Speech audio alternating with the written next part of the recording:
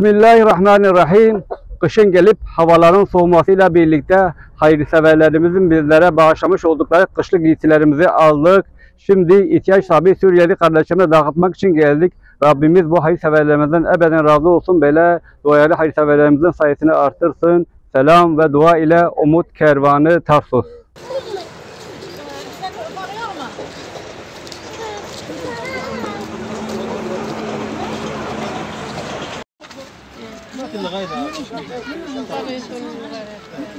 تمام هذه طب انت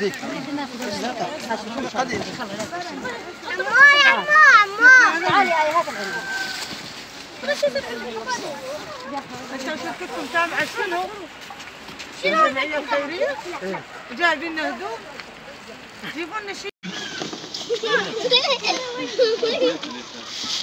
شنو الفطور؟ أبي بعد Tamam,